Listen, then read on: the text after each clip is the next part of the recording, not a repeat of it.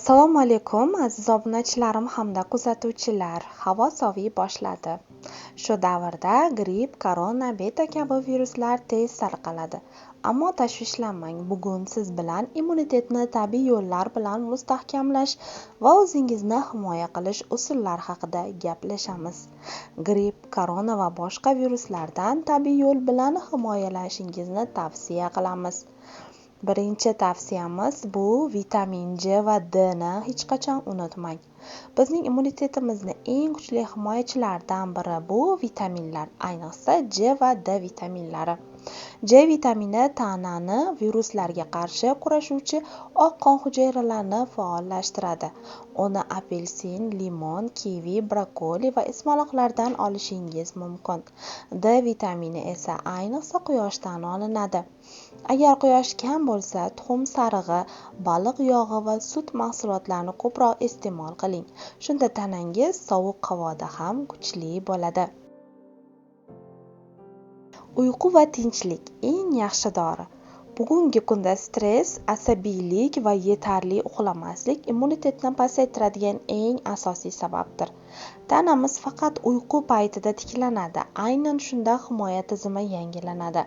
Har kuni kechasi kamida 7-8 soat uxlab oling. Telefonni erta o'chirib qo'ying, xona havosini tozalang va iliq choy iching. Ertalab esa tanangiz sizga rahmat aytadi.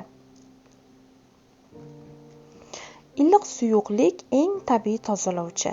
Sovuq havoda ko'pchilik kam suv ichadi, lekin bu xato. Viruslar tomoqda yoki burun yo'llarida to'planadi. Iliq suyuqlik esa ularni yuvib tashlaydi.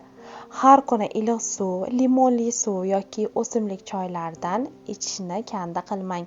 Masalan, zanjabil, dolchin, asal, limon qo'shilgan choy bu nafaqat mazali, balki tanani isitadi va himoya qiladi. Havoni tozalang, derazani oching. Biz uydan chiqmasak ham havoda bakteriyalar va chang to'planadi.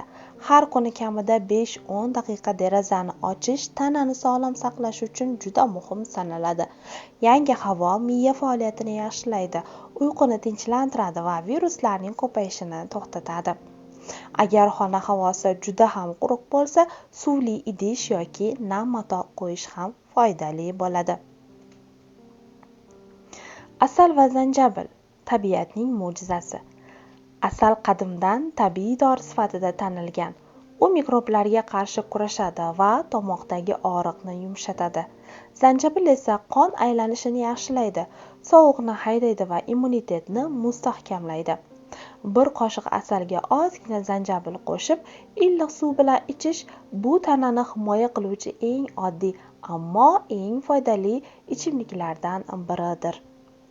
Faqat unutmang, asalni qaynoq suvga sola ko'rmang, foydasi kamayadi. Xulosa qilib aytganda do'stlar, sog'lom bo'lish bu har kuni o'zimizga g'amxo'rlik qilish demakdir. Tabiiy ovqatlanish, tinch uyqu, iliq ichimliklar va yaxshi kayfiyat bu eng kuchli dori. O'zingizni seving, himoya qiling va sog'lom qoling. Video yoqqan bo'lsa, like bosishni va kanalimga obuna bo'lishni unutmang. Keyingi videolarda g'oyibona ko'rishguncha o'zingizni hamda sog'lig'ingizni asrang.